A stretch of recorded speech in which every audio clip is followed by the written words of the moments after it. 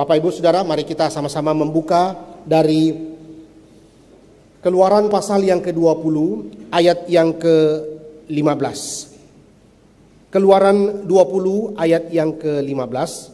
Kita sama-sama membaca Keluaran 20 ayat 15, membaca bersama-sama 1, 2, 3. Jangan mencuri. Saudara-saudara sekalian yang dikasihi oleh Tuhan, hari ini kita merenungkan perintah ke-8, jangan mencuri. Kita sudah merenungkan perintah-perintah sebelumnya. 2 bagian di dalam 10 hukum. Perintah pertama sampai perintah keempat itu berbicara bagaimana hubungan kita atau respon kita terhadap Tuhan atau relasi kita dengan Tuhan. Hukum kelima sampai ke-10 adalah satu panggilan atau bagaimana kita dipanggil untuk relasi kita dengan sesama. Mengasihi Tuhan, mengasihi sesama. Dan sekali lagi kita melihat bahwa tidak ada hukum yang kita kemudian boleh kompromikan untuk kemudian melegalkan hukum yang lain. Tidak. Waktu kita melihat hukum yang satu, itu berarti hukum yang lain juga harus juga dijalankan.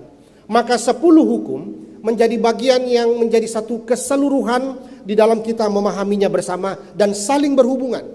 Dan saudara-saudara kalau melihat hukum pertama atau bagian pertama itu berbicara bagaimana kita menghormati Tuhan. Perintah pertama, tidak boleh ada ilah lain di hadapan Tuhan. Itu berarti kita menghormati akan kedaulatan Allah, kita menghormati akan Tuhan.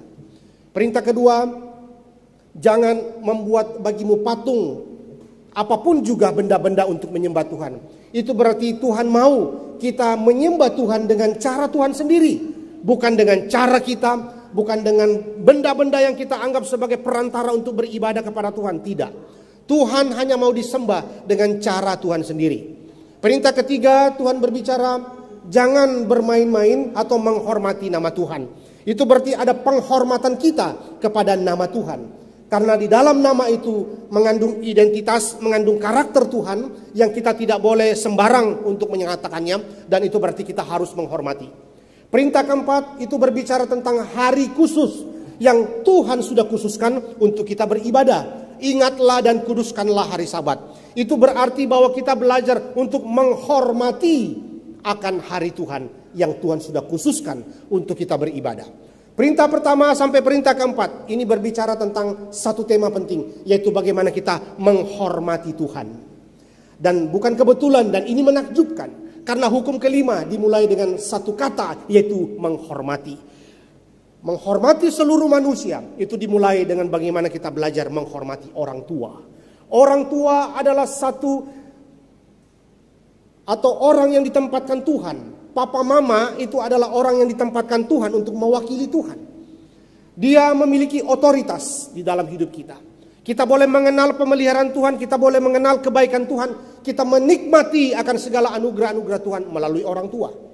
Kita belajar mengenal orang tua, mengenal Allah itu melalui orang tua. Itu sebabnya kita harus melihat ini bahwa orang tua adalah wakil Tuhan di dalam kehidupan kita. Berarti dia punya otoritas. Itu sebabnya kita harus menghormati.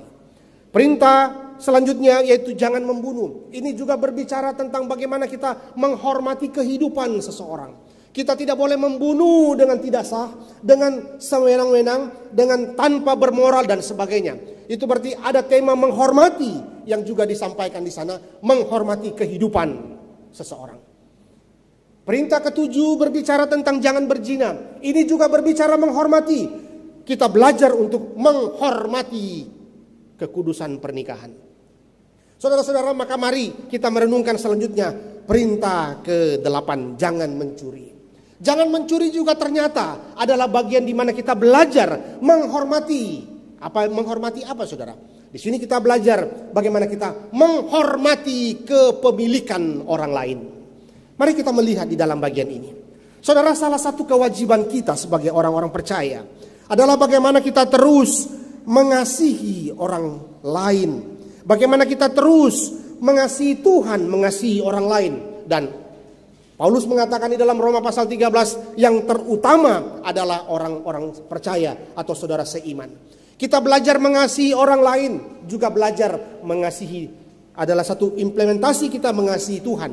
Kita mengatakan kita mengasihi Tuhan. Dan itu berarti bahwa salah satu implementasi yang sangat jelas, kita belajar mengasihi orang lain. Dan terutama adalah mengasihi saudara-saudara seiman. Saudara-saudara, perintah ke-8 ini sedang berbicara tentang rasa hormat kita. Rasa hormat kita terhadap orang lain, terhadap milik orang lain.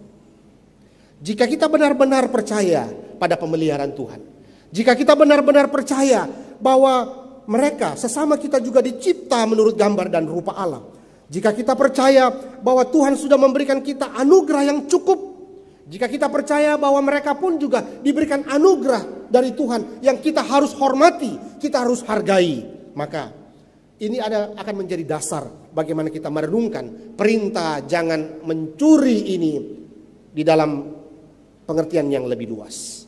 Sekarang Bapak Ibu Saudara sekalian, mari kita memahami lebih jauh lagi. Apa itu artinya mencuri? Di dalam bahasa Ibrani yang dipakai ini pakai kata ganaf. Kata ganaf itu berarti mencuri di dalam nuansa yang begitu kompleks di dalam pemahaman orang-orang Yahudi saat itu. Tetapi mari kita melihat di dalam bagian pertama ini. Saudara, perintah ini merupakan landasan yang penting di dalam masyarakat pada waktu itu. Karena kita tahu mereka ada di dalam sebuah komunitas, sehingga mereka pun juga belajar bagaimana berelasi dengan baik dan bagaimana menghormati akan kepemilikan sesamanya. Dan kemudian menetapkan hak-hak di dalam kepemilikan pribadi orang-orang pada waktu itu. Dan itu sebabnya juga ini menjadi bagian di mana kita boleh belajar bagaimana menghormati akan apa yang menjadi milik orang lain, saudara. Bapak Ibu Saudara sekalian, mencuri adalah mengambil sesuatu yang bukan milik kita. Bukan milik kita. Maka kata ganaf di dalam ayat yang ke-15 itu sedang berbicara tentang sesuatu yang berbicara tentang relasinya dengan milik orang lain. Saudara, ini berarti sesuatu yang mencakup semua jenis pencurian konvensional. Ya, kita boleh mengenal itu di dalam kata-kata seperti perampokan, membobol rumah atau bangunan untuk melakukan pencurian. Ada perampokan mengambil properti atau milik orang lain secara langsung dari orang lain dengan menggunakan kekerasan, ya, atau intimidasi. Ada pencurian kemudian juga digambarkan di dalam bagaimana sesuatu yang kemudian menguasai milik orang lain, mengambil barang dari tempat lain, dari toko atau dari milik orang lain, ya, pencopetan, perampasan dan sebagainya, pemerasan, mendapatkan uang dari seseorang dengan ancaman atau penyalahgunaan otoritas dan sebagainya, mendapatkan uang dengan cara ilegal apapun. Tetapi saudara, perintah ke-8 ini juga melarang pengambilan orang secara tidak sah, yang kita bisa mengenal itu di dalam istilah perbudakan, saudara. Saudara, di dalam konteks kehidupan sejarah manusia, bersyukur bahwa yang dulunya pernah ada perbudakan, sekarang mulai berangsur-angsur sudah tidak ada lagi perbudakan. Dan kita lihat bagaimana salah satu perkembangan daripada gerakan reformasi saat itu, bagaimana orang belajar terus kembali kepada Alkitab. Salah satu dampaknya selain etos kerja yang meningkat pada waktu itu adalah bagaimana berkurangnya sistem perbudakan di negara-negara yang berkuasa saat itu. Dan kita lihat itu juga adalah salah satu contoh yang sangat jelas di dalam pencurian, memperbudak orang lain. Saudara-saudara, tetapi ternyata di dalam cakupan pemahaman jangan mencuri yang lebih luas, kita coba mendekatinya itu dengan apa yang dikatakan di dalam Katekismus Heidelberg. Katekismus Heidelberg itu mengatakan bahwa yang namanya perintah ke-8 yang dilarang oleh Tuhan itu berbicara tentang banyak hal, saudara. Mari kita lihat apa yang dikatakan di dalam pertanyaan di dalam Katekismus Heidelberg, pertanyaan ke-110 dan 111. Saudara, di sana dikatakan, pertanyaan 110, saudara, apa yang dilarang oleh Allah dalam perintah yang ke-8? Saudara, di situ dijawab, Allah tidak hanya melarang pencurian dan perampasan yang dihukum oleh pemerintah. Ini juga berbicara segala tipu daya yang dirancang untuk memperoleh milik sesama kita manusia juga. Apakah dilakukan dengan kekerasan atau dengan berbuat pura-pura adil ataupun dengan timbangan, ukuran, takaran barang-barang, mata uang palsu dengan makan riba atau dengan cara apapun dilarang oleh Tuhan. Selain itu juga segala sifat kikir dan segala pemborosan serta pemakaian dengan sia-sia atas pemberian-pemberian Tuhan. Itu semua yang dikatakan di dalam Katekismus Heidelberg tentang apa itu yang dilarang di dalam hukum ke-8 oleh Tuhan. Tetapi pertanyaan selanjutnya, pertanyaan 111, di dalam bagian itu dikatakan, tetapi apa yang diperintahkan oleh Allah kepada saudara dalam perintah ini? Jadi tadi apa itu pencurian, apa yang dilarang, sekarang apa yang diperintahkan Tuhan? Katekismus Heidelberg mengatakan, agar aku sedapat-dapatnya dan di mana mungkin berupaya demi memanfaatkan sesamaku manusia dan bertindak terhadapnya sebagaimana aku ingin orang lain bertindak terhadap diriku. Selain itu, agar aku bekerja dengan tekun supaya aku dapat memberikan pertolongan kepada orang yang berkekurangan. Apa yang harus kita lakukan selain kita memahami apa yang dilarang oleh Tuhan, kita juga kembali introspeksi diri. Kalau begitu Tuhan sudah berikan aku berkat, maka aku akan pakai seluruh apa yang Tuhan berikan kepadaku itu untuk menjadi berkat bagi orang lain. Nah itu ya, jadi pemahaman itu boleh dilihat secara komprehensif. Ada pemahaman tentang apa yang dilarang dan apa yang seharusnya kita lakukan sebagai umat Tuhan. Nah saudara-saudara sekalian, maka ini pertanyaan menjadi menarik waktu kita memahami lebih jauh. Apa sebetulnya makna terdalam atau apa dasar sebetulnya larangan perintah ke-8 ini? Apa yang kita bisa pahami, apa yang kita bisa renungkan di dalam makna yang terdalam yang dikatakan Alkitab terhadap larangan perintah ini? Bapak Ibu Saudara sekalian, pertama, pencurian menunjukkan penghinaan tertentu terhadap manusia lain, serta keinginan yang mendalam agar orang itu menderita. Ketika kita mengambil dari orang lain apa yang telah mereka usahakan dengan rajin untuk mendapatkannya, kita sebetulnya sedang mencemooh usaha mereka. Kita tidak menghargai, kita menghina, bahkan kita sedang merongrong, menjatuhkan orang itu. Saudara, selain itu pencurian juga menunjukkan kebencian terhadap Tuhan sebetulnya. Kebencian terhadap Tuhan. Kenapa? Karena kita tuh tidak percaya pemeliharaan Tuhan. Kita tidak menghargai orang lain, milik orang lain. Sehingga kita mau mengambil seperti kita yang berkuasa. Itu berarti juga bahwa kita sedang tidak menghormati Tuhan. Kita sedang membenci apa yang Tuhan berikan kepada orang lain. Saudara, maka di dalam bagian ini kita terus belajar bagaimana sebetulnya kita itu tidak jauh daripada dosa mencuri. Cuman masalahnya itu kita sadar atau tidak sadar, kita tidak mengerti atau juga mengerti tetapi pura-pura tidak mengerti bahwa itu dosa.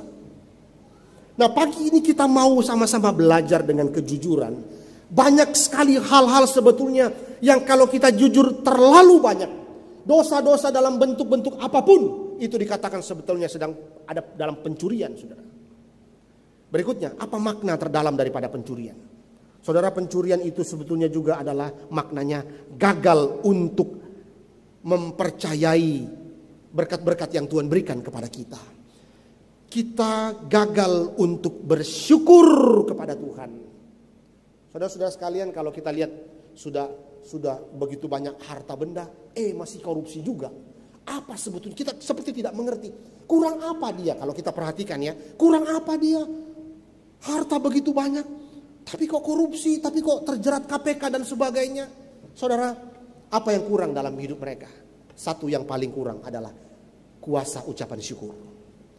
Orang sudah bergelimang harta, tapi masih juga mau mengambil milik orang lain, milik negara dan sebagainya. Apa masalahnya? Mereka tidak memiliki kuasa ucapan syukur. Sulit bersyukur dengan apa yang mereka sudah terima. Nah ini adalah makna-makna yang kita bisa lihat di dalam makna pencurian itu. Setiap pencurian juga merupakan serangan terhadap pemeliharaan Tuhan bagi orang lain. Kita sedang merampas apa yang telah Tuhan berikan kepada orang lain. Lalu kita mau ambil dan sebagainya. Berikutnya, apapun yang kita miliki itu adalah milik Tuhan, saudara. Apapun yang kita miliki itu adalah milik Tuhan. Dan Dia telah memberikan kita kepercayaan kudus untuk menjaganya. Apapun yang Tuhan sudah berikan kepada kita itu milik Tuhan. Dan kita dipanggil untuk menjaganya. Seperti apa yang Tuhan sudah perintahkan kepada Adam dan Hawa sebelumnya di Taman Eden, Kejadian 2 ayat 15. Tuhan telah mengambil manusia itu dan memasukkannya ke dalam Taman Eden untuk mengerjakan dan memelihara taman itu. Saudara, kita dipanggil untuk belajar menghargai, menghormati kepemilikan orang lain. Belajar melihat ada pemeliharaan Tuhan di dalam diri kita, juga di dalam orang lain. Nah, karena itu Bapak Ibu Saudara sekalian, seperti Adam di Taman Eden, kita juga dipanggil menjadi penatalayan yang baik bagi dunia ini. Penatalayan yang baik itu berarti bahwa menjaga apa yang telah diberikan kepada kita. Tidak membiarkan hal-hal itu menjadi rusak. Artinya kita tidak boros. Setiap kali kita menghambur-hamburkan uang yang tidak penting dan sebagainya, yang kemudian tidak memberikan hasil yang guna yang baik dan sebagainya, kita sebetulnya bersalah. Dan kita juga bahkan dikatakan kita bersalah atas seperti semacam pencurian itu, karena kita telah memboros-boroskan akan berkat-berkat Tuhan. Dan itu yang sangat jelas kita lihat di dalam contoh perjudian, saudara. Perjudian itu adalah salah satu contoh yang sangat jelas adalah pelanggaran terhadap jangan mencuri ini. Karena ada satu indikasi di mana kita secara umum itu telah memboros-boroskan, membuang-buang, bahkan masuk di dalam jiwa ketamakan, materialisme. Itu sebabnya Allah mengutuk ketamakan dan materialisme ini. Dan perjudian ada di dua-duanya, saudara. Tamak akan uang dan juga cinta uang dan sebagainya. Maka dia berjudi untuk apa, saudara? Mendapatkan uang sebanyak-banyaknya dan sebagainya. Itu adalah salah satu contoh yang sangat jelas. Saudara, bagaimana kita terus belajar di dalam bagian ini? Maka apa yang Alkitab katakan? Di dalam Efesus pasal 4 ayat 28. Meresponi orang-orang yang gampang berjudi untuk mendapatkan uang seperti itu. Allah berkata, siapa yang mencuri, jangan mencuri lagi. Tetapi harus bekerja. Melakukan sesuatu yang berguna dengan tangannya sendiri. Supaya ia memiliki sesuatu untuk dibagikan kepada mereka yang membutuhkan sebetulnya. Bukan kemudian mengambil milik orang lain lalu mengatakan, wah saya mendapatkan banyak uang. Padahal di sisi lain orang menderita, dia kaya raya atau dia banyak uang, orang itu menderita, dia merasa senang hasil perjudian, tapi sebetulnya sedang merugikan orang lain. Maka dikatakan Efesus pasal 4 ayat 28 lebih baik jangan mencuri lagi dan dia lebih baik bekerja. Saudara-saudara sekalian, maka kita melihat di dalam bagian ini. Setelah kita mulai mengerti apa itu mencuri, lalu apa akar masalahnya itu mencuri, sekarang kita lihat bagaimana bentuk-bentuk mencuri itu di dalam Alkitab, saudara. Mari kita masuk dulu di dalam perspektif perjanjian lama. Di dalam perjanjian lama kita melihat bahwa namanya penerapan yang namanya mencuri ini begitu luas. Kalau saudara melihat di dalam kitab Keluaran, ya, Keluaran 21 ayat 16. Lalu juga melihat Keluaran 22 ayat 1. Melihat juga Keluaran 22, coba kita lihat salah satunya saja ya. Keluaran 22. Keluaran 22 ayat 1 misalnya. Apabila seorang mencuri seekor lembu atau seekor domba dan membantainya atau menjualnya, maka ia harus membayar gantinya, yakni 5 ekor lembu ganti lembu itu dan 4 ekor domba ganti domba itu. Jadi yang namanya peraturan untuk mengantisipasi pelanggaran atau dosa mencuri ini itu sudah ada di dalam penerapannya dalam perjanjian lama, ya. Lalu kita juga bisa melihat di dalam Imamat 6 ayat 2 sampai 7, Imamat 19 ayat 13. Lalu saudara mungkin juga paling ingat cerita yang sangat-sangat terkenal di perjanjian lama tentang dosa pencurian, paling tidak 2 peristiwa. Pertama peristiwa pencurian Achan, ya, kalau saudara pernah baca itu kitab Yosua. Setelah Yosua itu berhasil mengalahkan musuh-musuhnya, ada rampasan-rampasan yang mereka peroleh, lalu kemudian apa yang terjadi? Achan mencuri perabot-perabot di bait Allah, dan apa yang terjadi, saudara? Israel kalah. Saudara, pelanggaran satu orang itu berdampak kepada satu bangsa, saudara. Maka memang di dalam perjanjian lama itu ada 2 jenis konsekuensi, saudara, terhadap dosa. Pertama, konsekuensi secara pribadi. Yang kedua, konsekuensi dosa terhadap komunal. Dosa ketika dilakukan seseorang, memang secara dampak dosa terhadap diri itu pasti ada. Tetapi jangan lupa, terkadang itu juga bisa berdampak bagi keluarga, bagi bangsa, dan satu komunitas yang lebih besar. Dan kita lihat itu, saudara. Akan telah melakukan pencurian dan Israel kalah. Tetapi setelah itu kita lihat bagaimana akan kemudian itu diketahui sudah mencuri dan sebagainya. Lalu kemudian bagaimana ada satu pertobatan yang mereka kemudian itu datang kepada Tuhan dan sebagainya, lalu Israel pun kembali menang. Jadi saudara lihat, dosa satu orang itu bisa mempengaruhi satu bangsa loh. Itu sebabnya kalau saudara kalau saudara dan saya begitu, kita mau coba-coba misalnya mau mencuri misalnya yang begitu ya, kita mau bermain-main begitu, jangan lupa saudara, ada konsekuensi yang sedang menanti kita. Baik itu konsekuensi pribadi atau konsekuensi secara komunitas atau lebih banyak orang, baik itu keluarga, gereja ataupun bangsa, saudara. Nah, karena itu kita mau belajar bagaimana kita diingatkan bagian-bagian ini untuk sama-sama kita belajar untuk tidak melakukannya. Saudara, contoh kedua yang saudara dan saya mungkin ingat adalah bagaimana raja yang sangat tamak, yang sangat begitu jahat di mata Tuhan, juga istrinya yang begitu jahat bernama Isabel. Dia adalah Raja Ahab, saudara. Saudara bisa membaca itu ketika dia mencuri kebun anggur Nabot. Saudara-saudara, itu adalah bagian yang begitu sangat mencerminkan bagaimana adanya ketamakan, adanya dosa, mencuri milik orang lain. Dan kita lihat bagaimana itu menjadi sesuatu yang sangat mengerikan, saudara. Saudara perhatikan lebih lanjut lagi. Ternyata ada satu dosa yang begitu mengerikan di Perjanjian Lama, di mana kebanyakan orang Kristen akan menyangkal bahwa mereka itu tidak melakukannya. Ada kebanyakan orang Kristen akan menyangkal bahwa mereka mencuri dari Tuhan. Apa itu, saudara? Mari kita lihat Maleakhi. Kita baca sama-sama Maleakhi. Maleakhi pasal yang ketiga.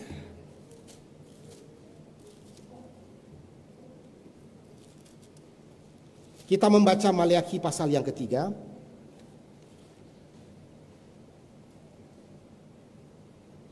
Ayat 8, 9, dan 10. Maleakhi pasal yang ketiga ayat 8, 9, dan 10. Kita baca bersama-sama 2, 3. Bolehkah manusia menipu Allah? Namun kamu menipu aku. Tetapi kamu berkata, dengan cara bagaimanakah kami menipu engkau? Mengenai persembahan persepuluhan dan persembahan khusus, kamu telah kena kutuk, tetapi kamu masih menipu aku. Ya, kamu seluruh bangsa. Bawalah seluruh persembahan persepuluhan itu ke dalam rumah perbendaharaan, supaya ada persediaan makanan di rumahku, dan ujilah aku, firman Tuhan semesta alam. Apakah aku tidak membukakan bagimu tingkap-tingkap langit dan mencurahkan berkat kepadamu sampai berkelimpahan? Ini adalah satu teguran kepada kita.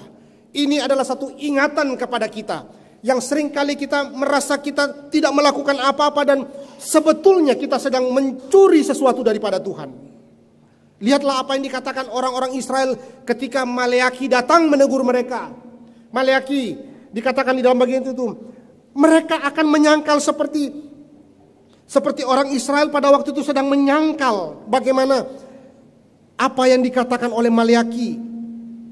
Ketika Nabi yang setia itu memberitahu mereka bahwa mereka telah merampok Allah.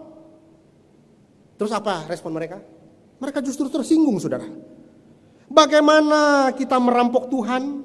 Mereka bertanya seperti itu. Tuhan menjawab dengan mengatakan,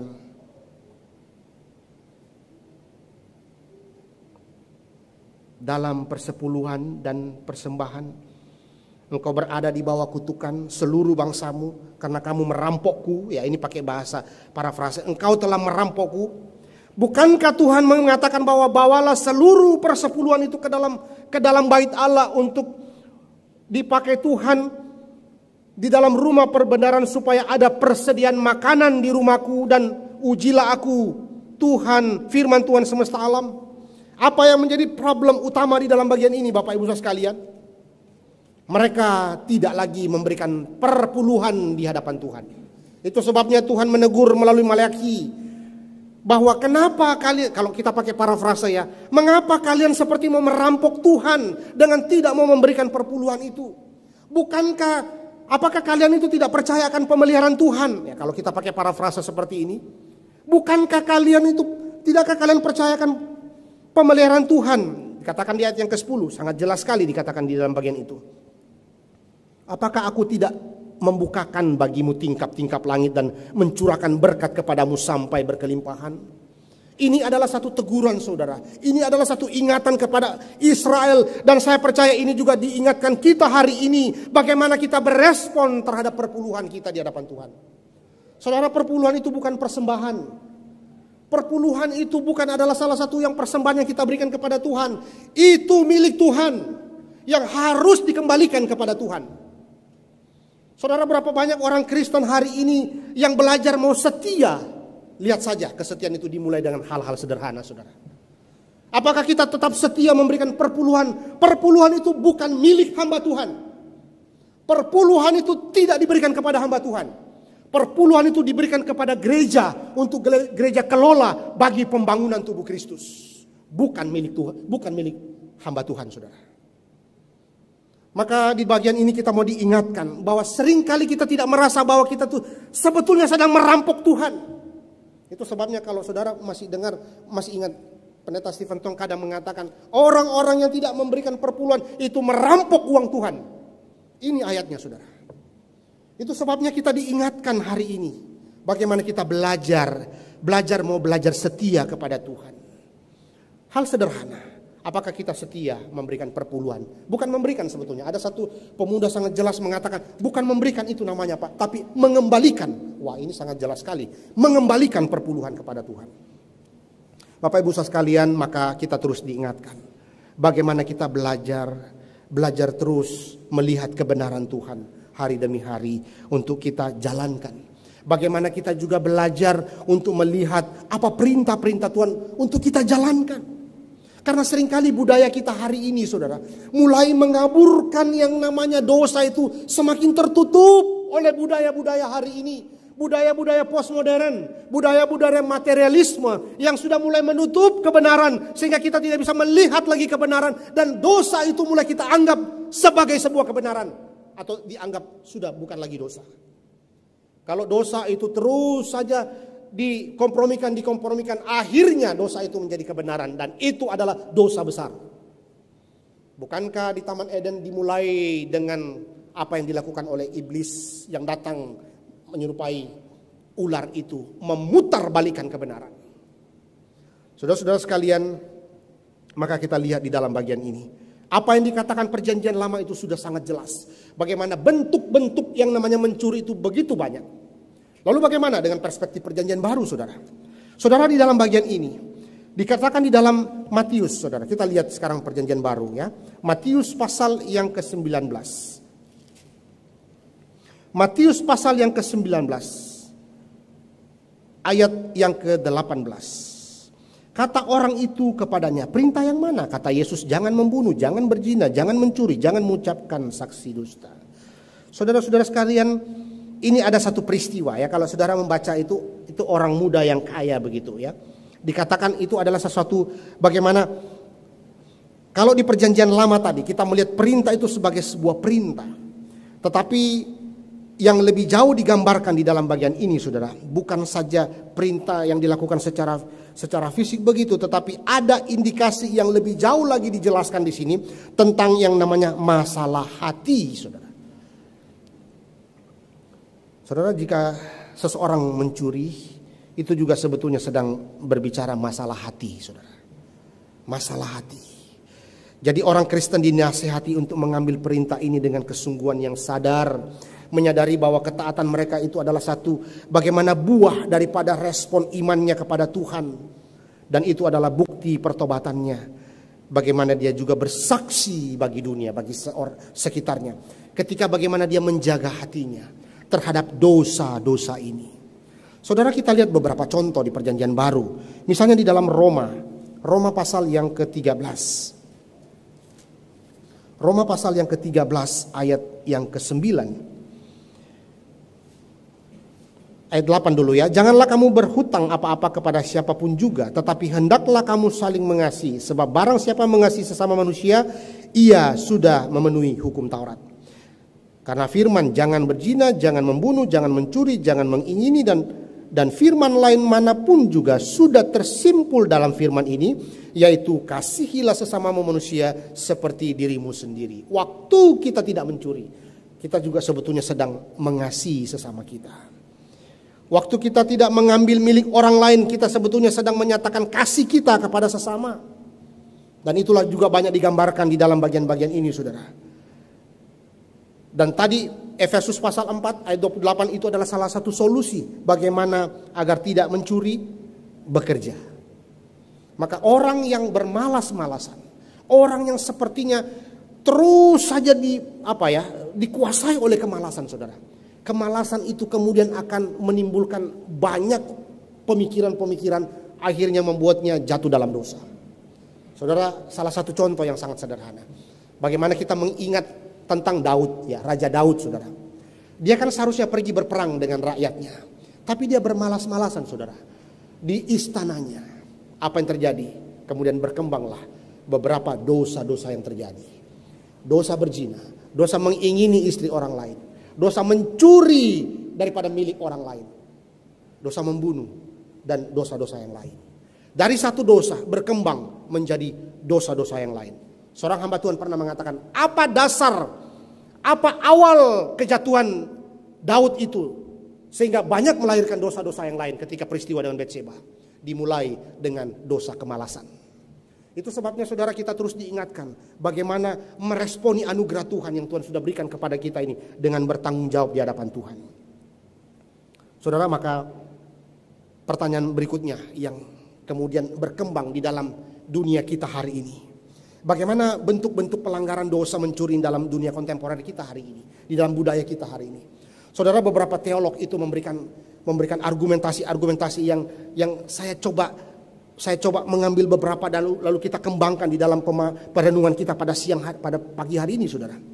Beberapa hal, saudara. Pertama, dikatakan bahwa yang namanya bentuk-bentuk pelanggaran itu, pertama kita bisa melihat di dalam pengukuran yang tidak akurat. Pengukuran yang tidak akurat. Nah, ini salah satu cara utama untuk bagaimana melenggangkan ketidakadilan, saudara.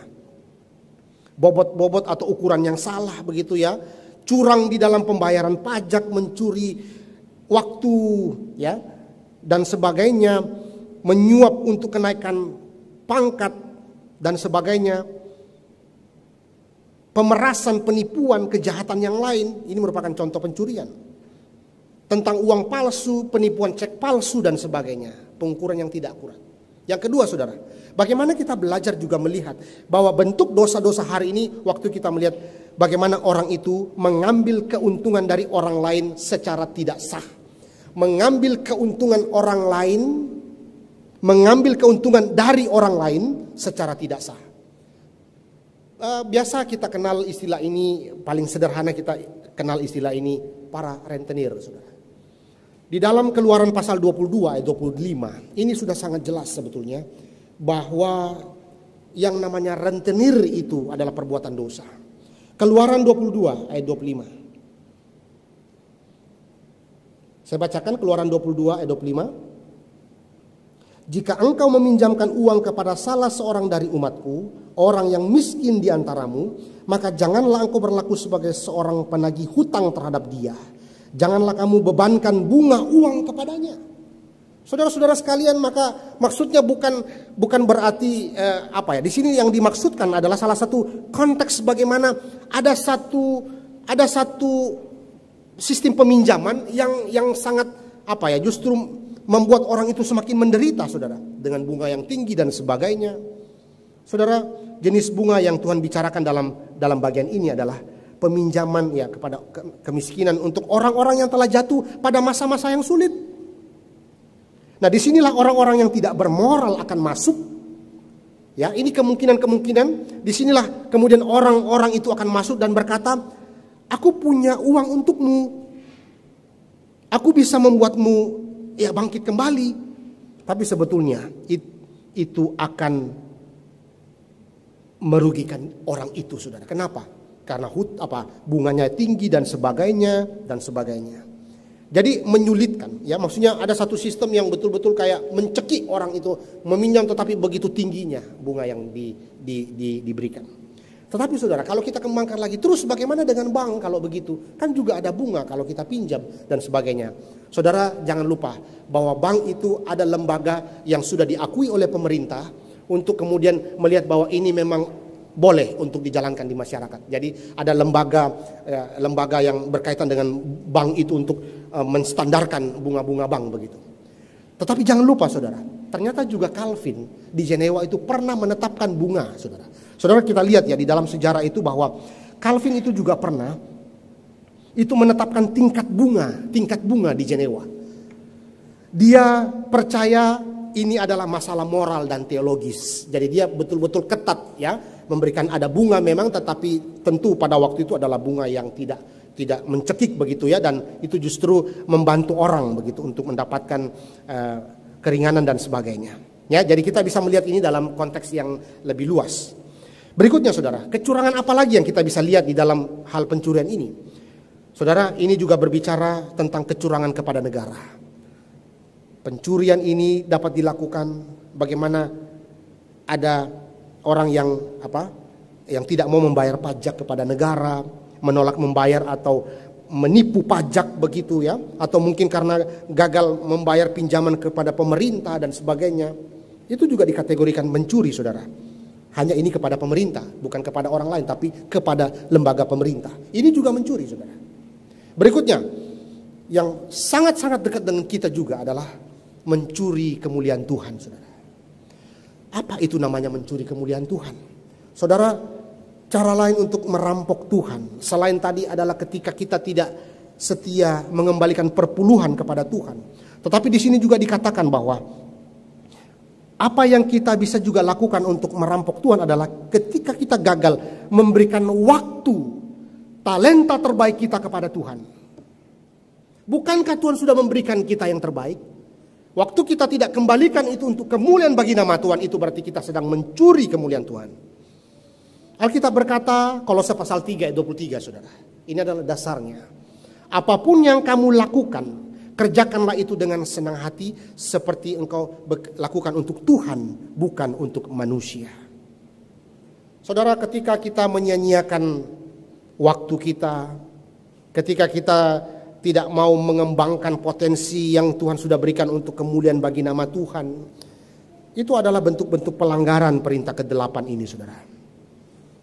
Dan lihatlah bahwa apa yang menjadi bukti dosa-dosa yang terjadi, itu banyak kali itu dasarnya adalah pencurian, saudara. Saudara lihat bagaimana ketika kita itu kemudian ada berhala di dalam hidup kita, itu kita sebetulnya sedang mencuri kehormatan Tuhan. Waktu kita kemudian bermain-main dengan ibadah ataupun kita tidak menghiraukan yang namanya ibadah minggu dan sebagainya, kita sedang melakukan pencurian, saudara. Pencurian terhadap yang namanya kekudusan hari Tuhan. Waktu kita membunuh, saudara, ya, ini adalah dosa ketika kita mencuri kehidupan orang lain.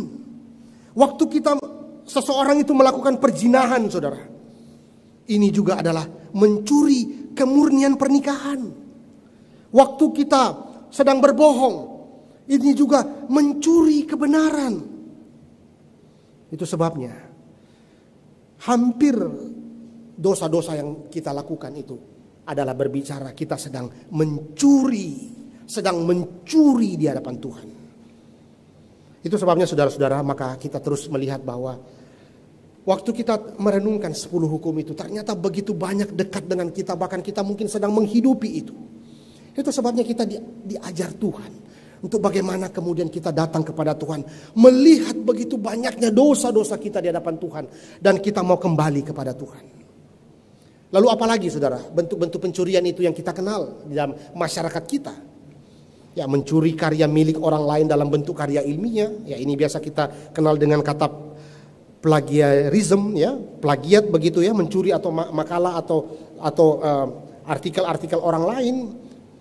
Ada juga bentuk-bentuk ya pembajakan online, mencuri musik, film, software dan sebagainya. Ada pencurian kekayaan intelektual, pelanggaran hak cipta dan sebagainya, saudara. Penyelewengan karya orang lain. Lalu ada pencurian identitas, saudara mungkin lihat ada info terbaru hari ini, kemarin kan ada kemudian orang yang dihukum 10 tahun begitu ya karena telah mencuri data-data pribadi seseorang lalu kemudian mengekspos ke media, dan itu adalah pelanggaran, saudara. Bukan saja pelanggaran terhadap hukum-hukum informasi dan elektronika ya, ITE, tetapi ini juga melanggar, saudara. Ini juga melanggar perintah Tuhan. Dikatakan di situ pencurian identitas, mendapatkan informasi ya, di mana informasi pribadi dicuri dari internet dan digunakan untuk kepentingan pribadi dan sebagainya. Apalagi, saudara? Ya, ada juga pencurian di tempat kerja kita, saudara. Pencurian di tempat kerja yang lebih umum itu adalah gagal melakukan pekerjaan sehari dengan penuh. Bermain-main pada waktu bekerja, saudara. Pada waktu bekerja justru bermain game dan sebagainya. Bermalas-malasan saat jam kerja. Tidak disiplin dalam waktu, datang terlambat waktu kerja.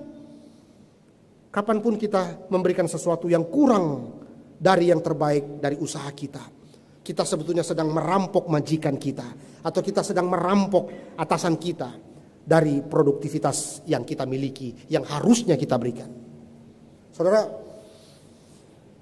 begitu banyak ternyata dosa-dosa yang ada di sekitar kita dan mungkin kita sedang hidupi. Tapi hal yang sangat penting berikutnya yang kita perlu renungkan adalah mengapa orang melanggar perintah ini. Ini akan terus masuk ke dalam akar masalah yang paling substansi, saudara. Apa sebetulnya akar masalah itu? Mengapa orang mencuri? Saudara, seorang teolog reform bernama Ligon Duncan memberikan beberapa pemahaman yang sangat baik untuk sama-sama kita renungkan. Pertama, dia mengatakan begini. Karena mereka telah gagal untuk percaya bahwa Tuhan akan menyediakan berkat bagi mereka. Mereka meragukan pemeliharaan Tuhan, akhirnya mereka mencuri. Itu akar masalah, meragukan pemeliharaan Tuhan. Yang kedua, saudara, karena mereka telah gagal menghargai gambar Allah di dalam manusia yang mereka rugikan. Mereka telah mengambil martabat orang lain. Maka dosa ini selalu merupakan dosa yang berbicara tentang martabat, kehormatan milik orang lain. Yang ketiga, saudara, apa akar masalah daripada dosa pencurian ini?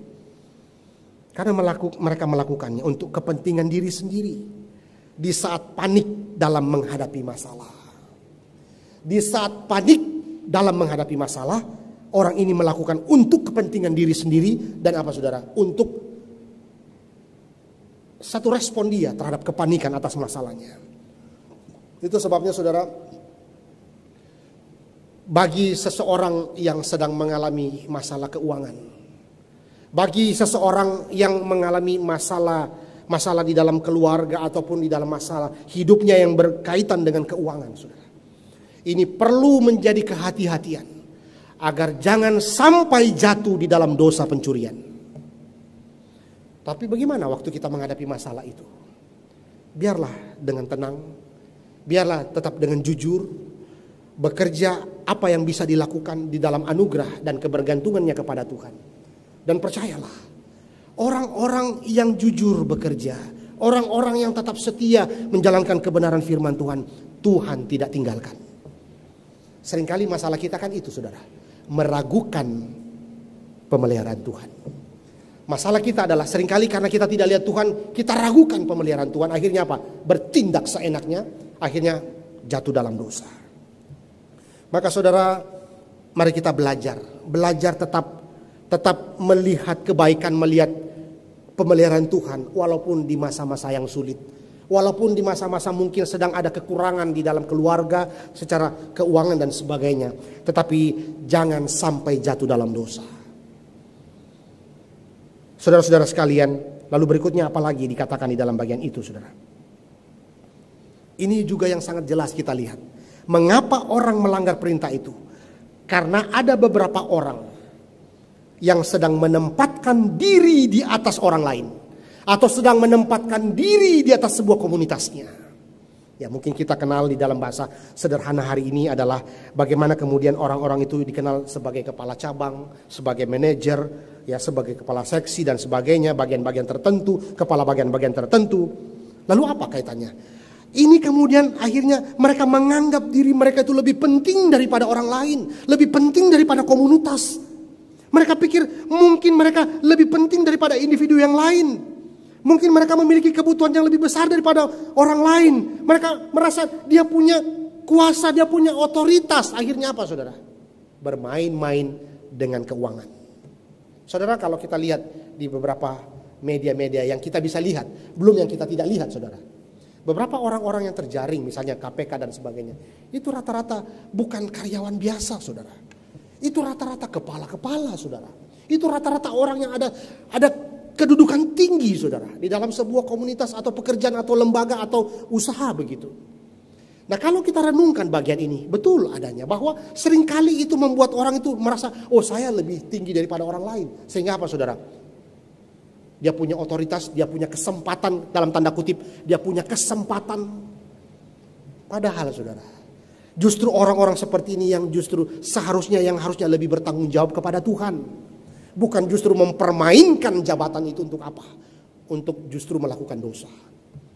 Nah, inilah akar-akar masalah yang kemudian dikatakan di dalam bagian ini, saudara.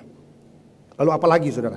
Selain itu kita juga bisa melihat bahwa mengapa orang bisa melakukan pelanggaran yang ke-8 ini, perintah ke-8 ini, saudara. Karena mereka ingin melakukan sesuatu yang ilegal. Ingin coba-coba walaupun tahu itu berdosa. Tahu berdosa. Tapi ingin coba-coba. Mana tahu aji mumpung, mana tahu apa ya? Mana tahu selain aji mumpung, mana tahu apa? Mana tahu ya kayak gambling begitu. Mana tahu tidak ketahuan, mana tahu berhasil, mana tahu lolos dan sebagainya. Coba-coba, saudara. Padahal tahu itu dosa. Coba-coba, saudara.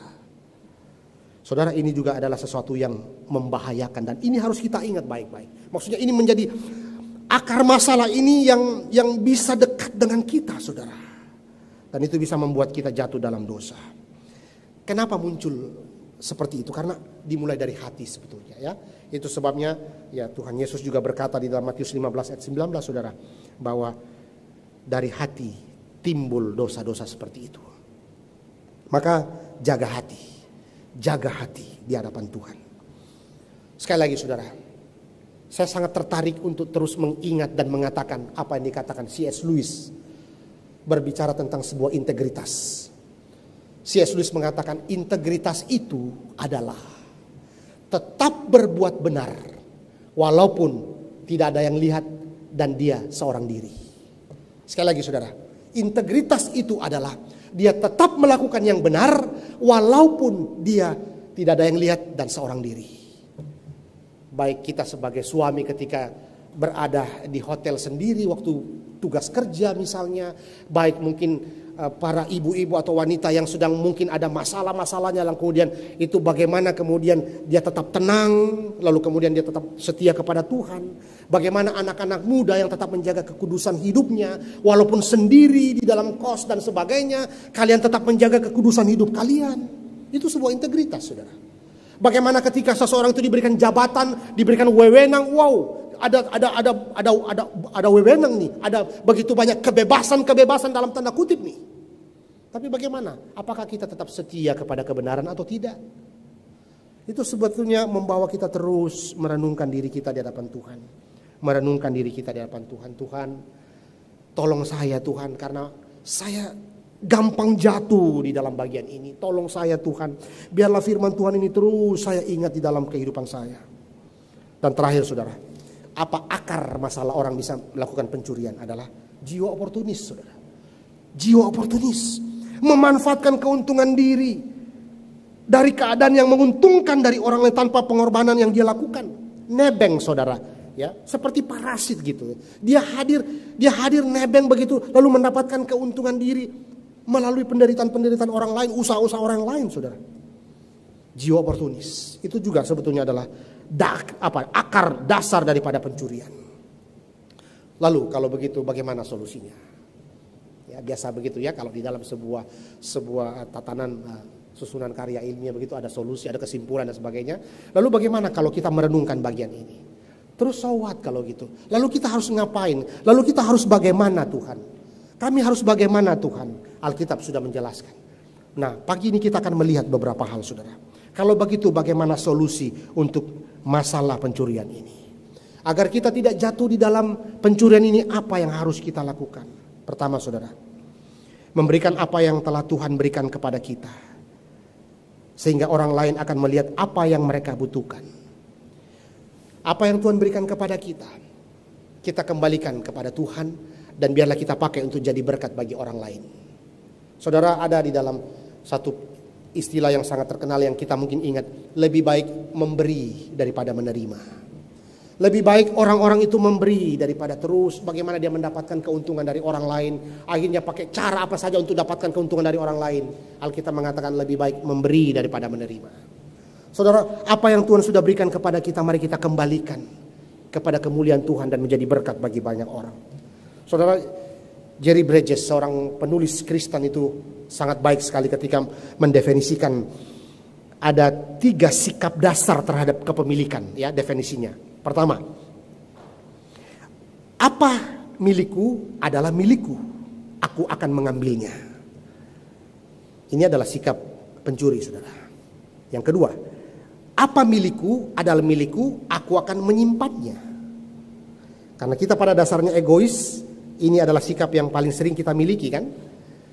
Dan kita tentu bukan saja menyimpannya, tapi kita tuh agak sulit memberikan kepada orang lain, dan ini juga adalah sesuatu yang tidak benar di mata Tuhan. Karena seluruh apa yang Tuhan berikan kita pakai memuliakan Tuhan dan menjadi berkat bagi orang lain. Dan ketiga, saudara, sikap yang ketiga yang benar adalah apa milikku adalah milik Tuhan. Saya akan membagikannya. Apa yang menjadi milikku adalah milik Tuhan dan saya akan membagikannya. Bapak Ibu Saudara sekalian, maka kita dipanggil bagaimana kita masuk di dalam rencana Allah di dalam hidup kita. Kita sedang berada di dalam visi kerajaan Allah hari ini. Dan bagaimana kita masuk di dalam bagian itu untuk dipakai bagi kemuliaan nama Tuhan. Karena itu saudara-saudara, biarlah kita melihat apa yang Tuhan berikan kepada kita. Itu cukup. Mari kita belajar menikmati kecukupan di dalam Tuhan. Mari kita belajar dan meminta kuasa ucapan syukur kepada Tuhan. Agar kita terus belajar cukup, merasa cukup, bersyukur untuk apa yang kita sudah dapatkan daripada Tuhan. Tetapi bukan saja bersyukur, kita juga mau membagikan apa yang Tuhan berikan kepada kita untuk menjadi berkat bagi orang lain. Bukan mengeruk harta orang lain, bukan mendapatkan keuntungan melalui penderitaan orang lain. Tidak, saudara. Kita dipanggil untuk menyatakan shalom kepada dunia ini, untuk menyatakan damai sejahtera kepada dunia ini. Lalu pertanyaannya adalah, masih adakah pengharapan bagi saudara dan saya yang bahkan seringkali gagal melakukan perintah ini? Bapak Ibu Saudara sekalian, ada kabar baik yang Alkitab berikan kepada kita. Dan inilah kabar baiknya. Bahwa Tuhan Yesus di atas kayu salib, Dia yang bangkit kembali untuk memberikan keselamatan bagi setiap orang yang percaya kepadanya. Dan ingatlah ketika Yesus di atas kayu salib, Ia menggantikan orang berdosa, khususnya menggantikan para pencuri-pencuri. Alkitab mengatakan bahwa ketika Yesus disalibkan, Dia berada di antara 2 penyamun yang bersama-sama dengan Dia. Seorang di sebelah kanan dan seorang di sebelah kiri. Bahkan Yesaya 53:12 mengatakan Yesus itu bahkan dihitung bersama para pelanggar-pelanggar ini. Para penjahat di samping. Itu adalah para perampok. Itu adalah para bandit. Itu adalah para penyamun. Itu adalah para pencuri. Kristus tidak hanya ditemukan di antara orang-orang berdosa ini. Tetapi Dia menjadi rekan orang-orang berdosa ini.